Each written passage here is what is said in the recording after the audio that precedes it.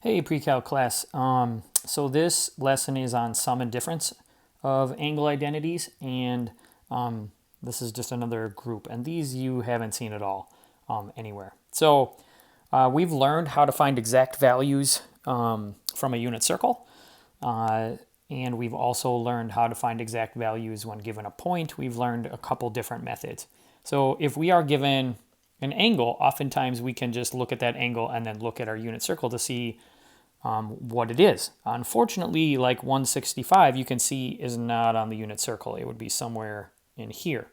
So what you can do then is take two angles that would add to be 165 or maybe even subtract. So you can see here I have 135 and 30 because these two values are on my unit circle. And if I add those together, I get 165. So I can break it apart, and then I could use this formula up here, right there. So I could also do the same thing with subtraction. Sometimes people find this a little bit more difficult, but 210 minus 45 is also 165. So I could use these two angles as well because they are both on the unit circle. You can see that here. And then I could use this formula up here. So those are your options when you're doing this type of problem. And so I'm going to do this with this first one, just so you get used to how these work, and I'm going to try that. So I did that here on the next slide. So I rewrote it, sine of 135 plus 30 degrees, and then I just used the formula right here to write in everything. So A is 135, angle A, B is 30 degrees, and then I just copied the formula. So I have sine of 135 times sine or cosine of 30 plus cosine of 135 degrees times sine of 30. Careful that when you copy these that you look through it. I would suggest probably writing that step out. Maybe when you get good, you might be able to skip it. Okay, so now again, if you recall in our unit, so we're going to look over here at the unit circle. And sine, if you recall, is y, cosine is x. So we want to find 135 degrees. So 135 degrees is right here, and 30 degrees is right here. So we're going to look at these two values. So sine of 135 degrees is the y value. So you can see in red there, that's square root of 2 over 2. Okay, and then cosine of 30. So we're going to go over here to the 30 degrees and say the cosine, which is the blue one, x. That's square root of 3 over 2. Okay, and we're going to multiply those. And then add cosine of 135. So back to 135, cosine is the blue one, the x value. So we have negative square root of 2 over 2 times sine of 30. So that's the y value at 30 degrees. So that would be a half. Okay, now you need to recall your order of operations here, PEMDAS. So before you can add, you have to multiply. So I'm going to have to multiply these first two and the second two, and then I can add them together. So let's see. Square root of 2 times square root of 3. Remember, you just multiply the radicands, the numbers underneath the radical. So that's square root of 6. And then 2 times 2 is just 4.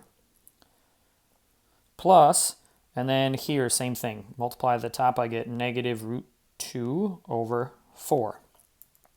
Now remember, when you are adding fractions, you have to have a common denominator before you can add them. We do. So this one, I know that the denominator is going to be 4.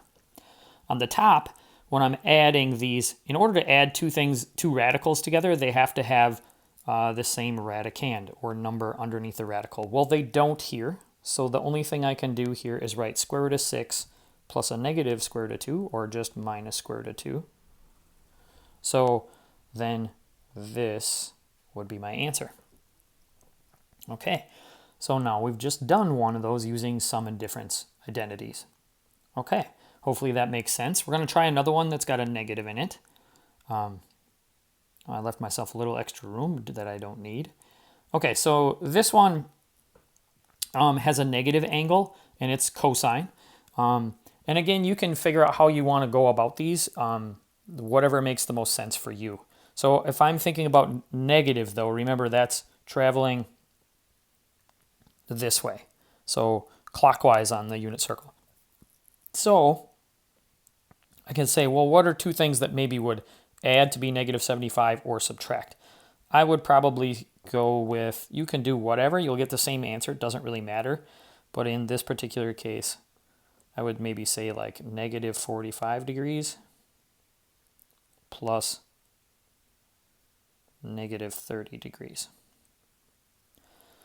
Now, when you think negative 45, that's not listed on my unit circle. It is, but it doesn't say negative 45, right? So I got to make sure I use the right angles. So negative 45 is really going this way. Oh, sorry.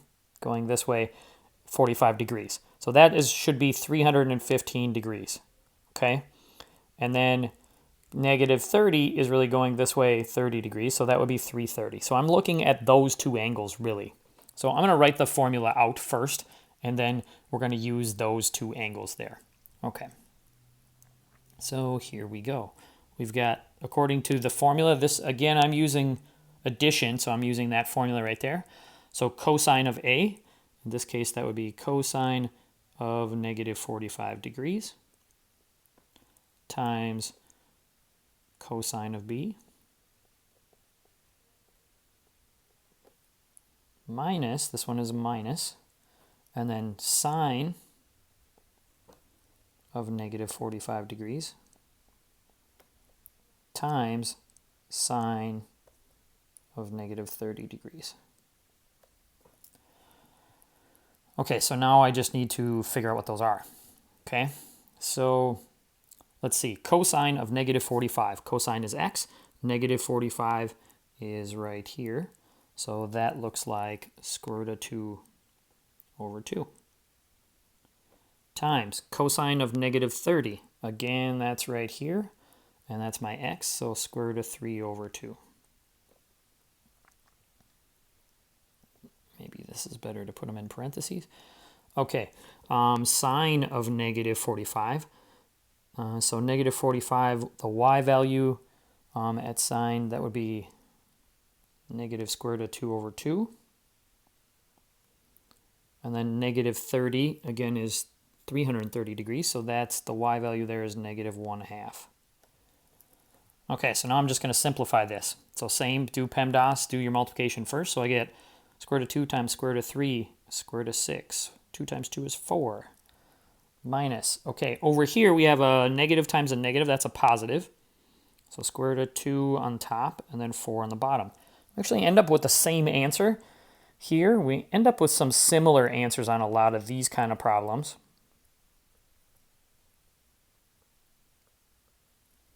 I have a common denominator of 4, and the numerator ends up being square root of 6 minus square root of 2, just like the previous one. So that's a one where you have maybe some negative values and you want to go there. You can do addition, you can do subtraction if you want. Just make sure you use the appropriate formula. And the next video I have, it's a little bit more complicated. It's tangent, and it's got radians, so be sure to watch that. I hope these two make sense, though. All right, see ya.